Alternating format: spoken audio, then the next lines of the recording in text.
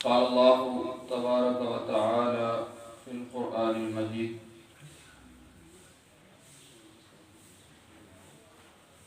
يا أيها الذين آمنوا اجتنبوا كثيرا من الظن إن بعض الظن إثم ولا تجسسوا ولا يغتب بعضكم بعضا أيحب أحدكم أن يأكل لحم أخيه ميتا فكرهتموه واتقوا الله إن الله تواب رحيم.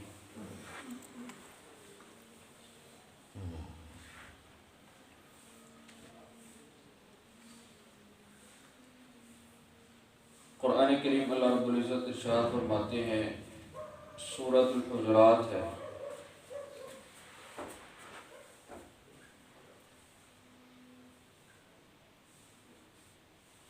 اے اہل ایمان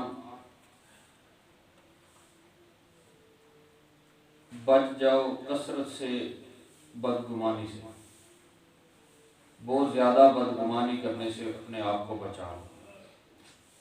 ان بعض الظن اسم ولا تجسسوا، بے شک بہت سے گمان جو ہیں وہ گناہ ہوتے ہیں. ولا تجسسوا، اور نہ ہی تم جاسوسی کرو. ولا یغتب بعضکم بعضا، اور نہ ہی تم ایک دوسرے کی غیبت کرو. ہمارا موضوع ہے غیبت. نبی کریم صلی اللہ علیہ وسلم نے فرمایا، صحیح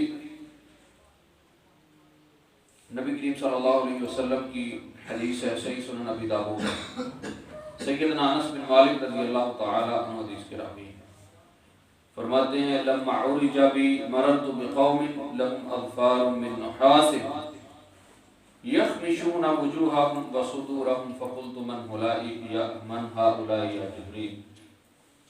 نبی علیہ السلام فرماتے ہیں جب میں نے معراج کی رات سفر کیا تو میں ایک ایسی قوم کے پاس سے گزرا، لہم اظفار من نحاس، جس قوم کے پیتل کے ناخن تھا. پیتل کے ناخن، یہاں ناخن تھوڑے سے بڑے ہو جائیں تو مصیبت بن جاتی ہے. اس کے پیتل کے ناخن تھے. یخمشون بہ وجوہہم، وہ اپنے چہروں کو اس کے ذریعے نوچ رہے تھے. یخمشون وجوہہم وصدورہم، اور اپنے سینوں کو نوچ رہے تھے. فقلت من هؤلاء یا جبریل، میں نے کہا جبریل یہ کون ہے؟ نبی صلی اللہ علیہ وسلم کو جواب ملا، قال هؤلاء الذين يأكلون لحوم الناس ويقعون في اعراضهم، یہ وہ لوگ ہیں جو لوگوں کا گوشت کھاتے ہیں. یہ وہ لوگ ہیں جو لوگوں کا گوشت کھاتے تھے اور لوگوں کے معاملات میں داخل ہوتے تھے، لوگوں کی پریشانیوں میں بلا وجہ جاسوسی کرتے تھے. نبی کریم صلی اللہ علیہ وسلم کی یہ حدیث اور قرآن کی یہ آیت بالکل ایک دوسرے کے مترادف الفاظ ہیں. ایحب احدکم ان یاکل لحم اخیہ میتا فکرہتموہ. غیبت پتہ کسے کہتے ہیں؟ نبی کریم صلی اللہ علیہ وسلم نے جس غیبت سے منع فرمایا ہے، غیبت چیز کیا ہے؟ ایک ہوتا ہے جو عیب کسی مسلمان میں یا کسی میں آپ دیکھتے ہیں، وہ عیب کسی اور کو بیان کرتے ہیں. ایک ہوتا ہے جو کسی میں عیب ہے ہی نہیں، شک کی بنیاد پر وہاں اور گمان، جس کا اللہ نے پہلے ذکر کیا ہے. وہم تو کرنا ہی نہیں ہے، صرف ذہنی خیالات کی بنیاد پر کسی پر الزام لگانا. اس کو مجھے تو ایسے لگتا ہے یہ ایسے کرتا ہے، مجھے تو ایسے لگتا ہے کہ یہ اس کی یہ کرتوتیں ہیں، اس وجہ سے کیوں رہتا ہے. یہ ہے وہم و گمان. اور اللہ نے فرمایا ہے کہ وہم و گمان سے اپنے آپ کو بچا لو، کیونکہ یہ اکثر گناہ ہوتا ہے. اور اگر تمہیں کچھ نظر آ جائے وَلَا يَغْتَبْ بَعْضُكُمْ بَعْضًا، تو تم نے غیبت نہیں کرنا. یعنی کہ غیبت کہتے ہیں اس غلطی کو لوگوں کے سامنے بیان کرنا، کسی مسلمان بھائی کے گناہ کو جو وہ ناپسند کرتا ہے کہ میرا یہ عیب کسی اور کے سامنے چلا جائے، بجائے اسے سمجھانے کے کسی دوسرے کو جا کر بتانا، اس میں یہ کرتوت پائی جاتی ہے۔ میں نے اسے ایسے دیکھا ہے، یہ کام کرتا ہے، چھوڑ یار اس کی کیا بات کر رہا ہوں، یہ ہے غیبت۔ اور غیبت کیا ہے؟ اپنے مسلمان بھائی کا یا اپنے بھائی کا یا مسلمان نہیں، بھائی کا ذکر آ رہا ہے کہ وہ اپنے بھائی کا گوشت کھا رہا ہے، یعنی کہ مردہ بھائی کا گوشت کھا رہا ہے۔ فَكَرِهْتُمُوهُ، اللہ فرماتے ہیں جب ایسی بات کی جائے گی، مثال تمہیں دی جاتی ہے تو تمہیں پسند تو بہت، ناپسند تو بہت ہے، لیکن یہ کام بالکل ویسا ہی ہے جیسا کہ مردہ بھائی کا گوشت تھا۔ نبی علیہ السلام سے نے جبریل امین سے پوچھا کہ من ہؤلائی، یہ کون لوگ ہیں جن کو اللہ نے پیتل کے ناخن دیے ہیں اور وہ اپنے چہرے اور سینے کو نوچ رہے ہیں؟ تو جبریل امین فرماتے ہیں اللہ کے رسول یہ وہی لوگ ہیں جو لوگوں کی معاملات میں دخل انداز ہوتے تھے اور لحوم الناس یاکلون لحوم الناس، لوگوں کا گوشت کھاتے تھے، یعنی کہ غیبت کرتے تھے۔ اور یہ اتنا مشکل کام ہے، اس برائی سے بچنا اتنا مشکل کام ہے۔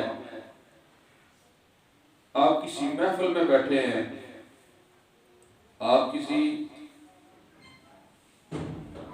رشتہ داروں کے گھر بیٹھے ہیں، یا آپ کہیں کسی بھی جگہ پر ہیں، کوئی ایک دوسرا آپس میں بات کر رہا ہے، آپ اس میں داخل بھی ہیں، نہ آپ وہ بات سن رہے ہیں اسپیشل، اور نہ ہی آپ نے اس کے لیے کوئی اہتمام کیا ہے، نہ وہ آپ بات سنا رہے ہیں۔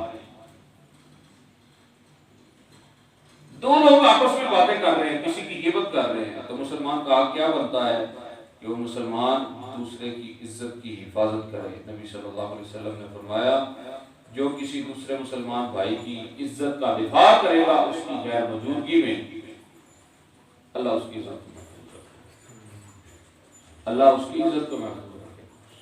یعنی کہ پھر وہاں کیا کام بنتا ہے؟ کان لگا کے سنتے رہیں کیا کرتے ہیں؟ نہیں، وہاں یہ حق بنتا ہے، وہی تجھے کیا حق حاصل ہے کہ تو اس کا عیب کسی دوسرے کو سنا رہا ہے، یا پھر وہاں سے پیچھے ہٹ جائے گا، اپنے آپ کو اس گناہ سے بچا لے جو وہ لوگ کر رہے ہیں۔ صحیح البخاری کی روایت ہے، نبی کریم صلی اللہ علیہ وسلم مر النبی صلی اللہ علیہ وسلم بحائط من حیطان المدینہ، یہ سیدنا عبداللہ ابن عباس رضی اللہ تعالیٰ عنہ اس کے راوی ہیں، بڑی اہم روایت ہے۔ فرماتے ہیں نبی علیہ السلام کسی قبرستان سے گزرے، وہ مدینہ کا تھا یا مکہ تھا، فسمع صوت انسانین یعذبان فی قبورہما، نبی علیہ السلام کو دو لوگوں کی آواز سنی کہ انہیں سزا دی جا رہی ہے ان کی قبروں میں۔ فقال نبی صلی اللہ علیہ وسلم یعذبان وما یعذبان فی کبیر، ان لوگوں کو عذاب ہو رہا ہے اور ان کو جو عذاب ہو رہا ہے کسی بڑے گناہ میں نہیں ہو رہا۔ ثم قال بلا،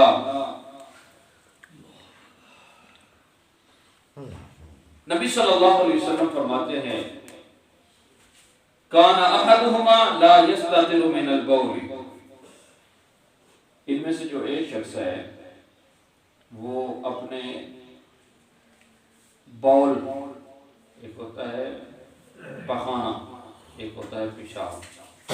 پخانہ تو ویسے ہی انتہائی غلاظت ہے، اس کی تو بات ہی نہیں آتی، پیشاب کے چھینٹوں سے اپنے آپ کو نہیں بچاتا۔ نبی کریم صلی اللہ علیہ وسلم نے فرمایا وَكَانَ الْآخَرُ يَمْشِي بِالنَّمِيمَةِ، ایک حدیث میں آتا ہے نبی اسلام فرماتے ہیں ان عامۃ عذاب القبر من البول، قبر میں اکثر عذاب بول کی وجہ سے ہی ہوتا ہے، یعنی کہ لوگ اس چیز سے پرہیز نہیں کرتے، وہ پینٹ کی ضد کھولے کھڑے ہوئے پیشاب کیا پھر اسے کھڑا دیا، کوئی پتہ نہیں سے صاف بھی اچھے طریقے سے کرنا ہے۔ یعنی کہ لوگوں میں یہ زیادہ تر پڑھے لکھے لوگ جو اپنے آپ کو کہتے ہیں نا پڑھے لکھے یا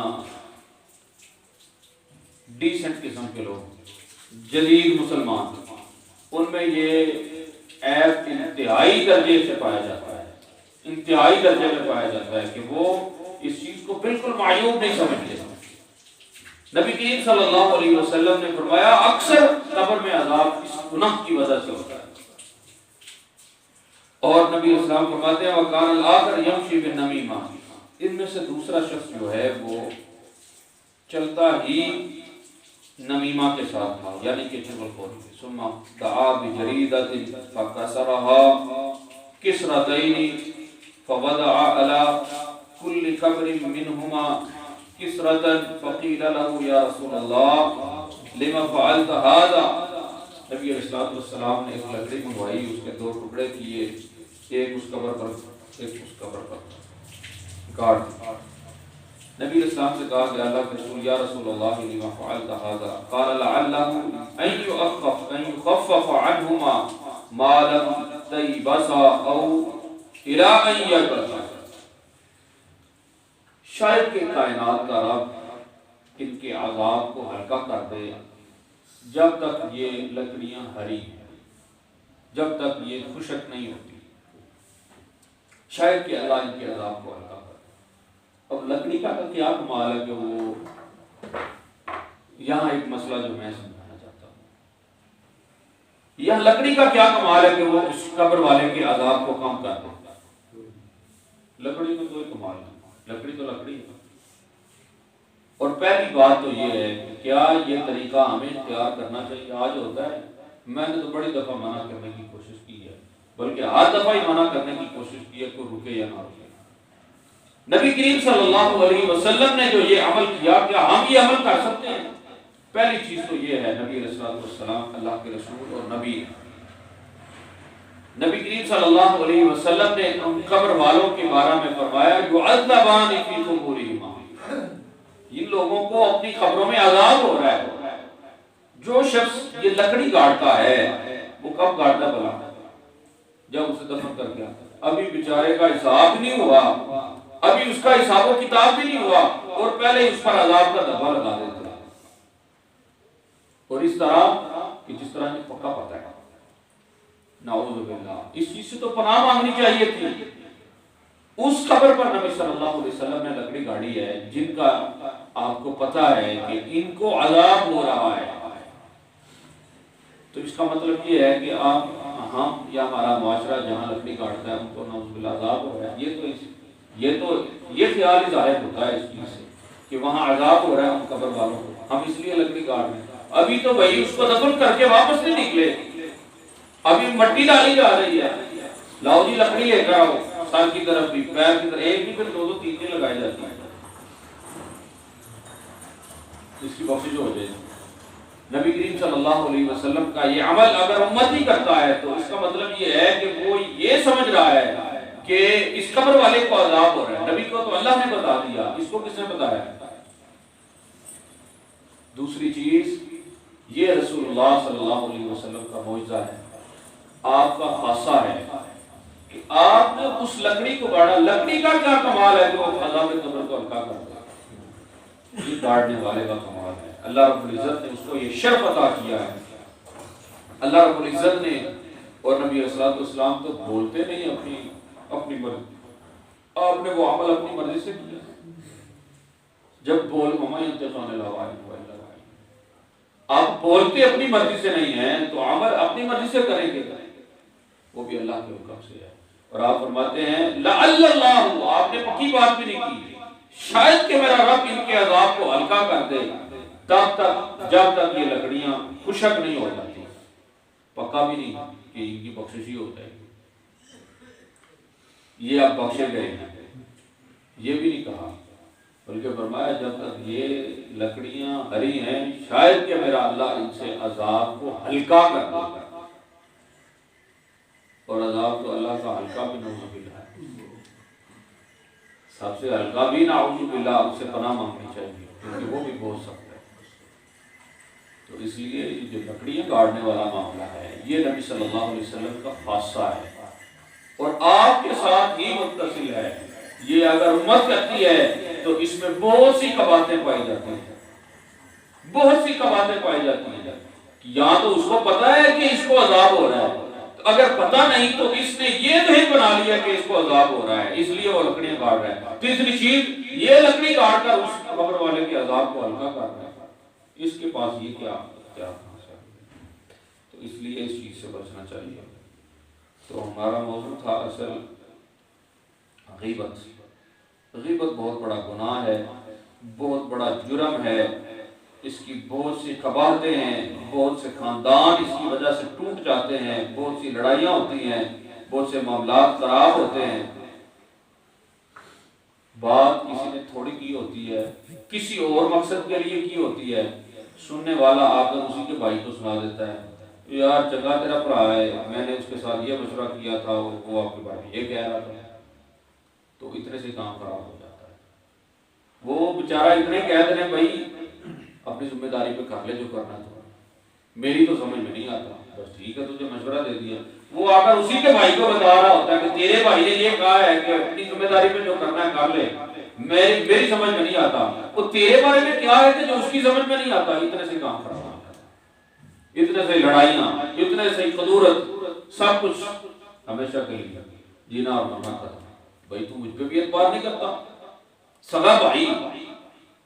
تو اس لیے اس چیز میں انتہائی زیادہ احتیاط